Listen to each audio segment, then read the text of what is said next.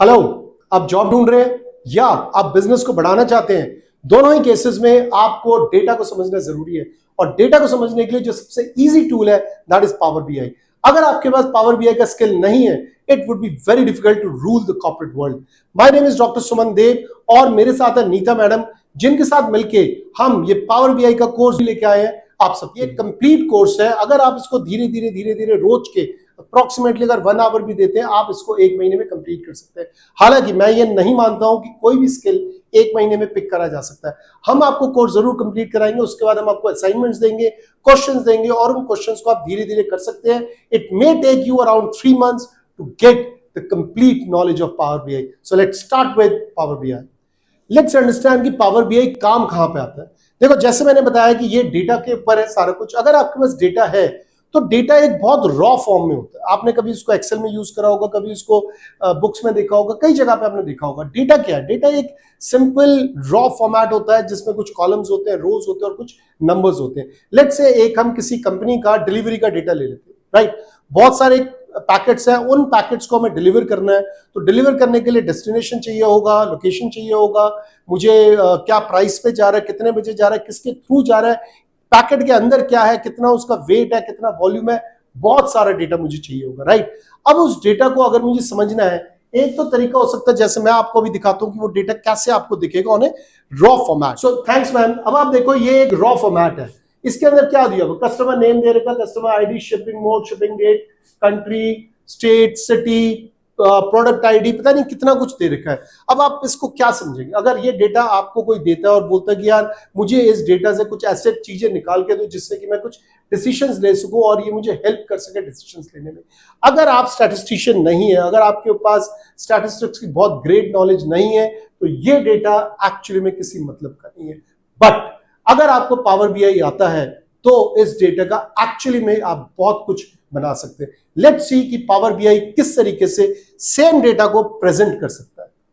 Here is a dashboard of Power BI। अब आप देखो, ये वही डेटा है, उसी डेटा को एक तरीके से हमने प्रेजेंट करा हुआ है यूजिंग पावर बीआई। इस डैशबोर्ड में अगर आप देख सकते हैं तो हम टोटल सेल्स की बात कर रहे हैं, टोटल प्रॉफिट की बात कर रहे हैं, एवरेज क्वांटिटी की बात कर रहे हैं, हम एनुअल सेल्स की बात कर रहे हैं। इनफैक्ट हम सेल्स को क्वार्टर में भी डिवाइड कर सकते हैं। अब आप नीचे देखो, कैटेगरीज है, सेगमेंटेशंस है। अगर मैं सेगमेंट पर क्लिक करता हूं तो वो अलग अलग तरीके के सेगमेंट्स भी मुझे शो कर देगा।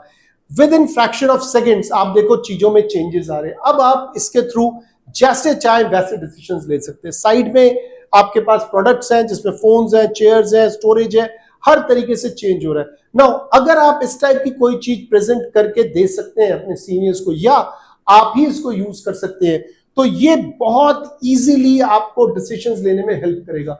This is known as business intelligence. So Power BI जो है वो बिजनेस इंटेलिजेंस के लिए काम आता है, पावर बीआई जो है वो एनालिटिक्स के लिए काम आता है और पावर बीआई जो है जॉब के लिए काम आता है। If you are really looking forward for a job, be it any field, operations, HR, finance, sales, marketing, Power BI is must today.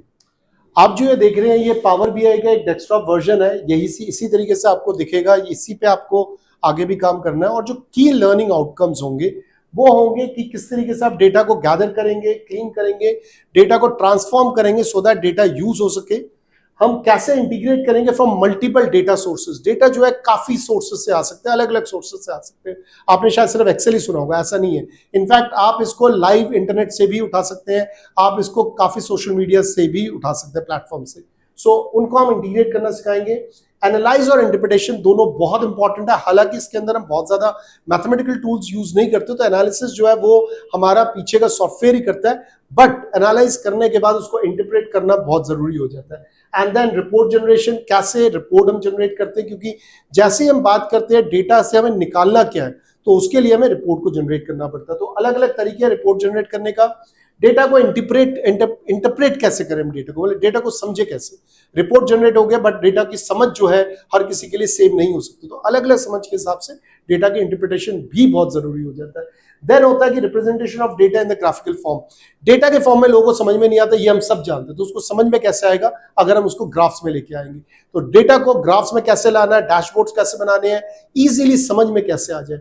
Last है बिजनेस इंटेलिजेंस। एक्चुअली में जो भी हम डेटा के साथ कर रहे हैं हमें डिसीजंस में हेल्प होना चाहिए। सो पावर बीआई के थ्रू जो भी आप डेटा को प्रेजेंट करोगे उससे बिजनेस इंटेलिजेंस सबसे ज्यादा काम आता है, डिसीजन मेकिंग सबसे ज्यादा इजी हो जाती है।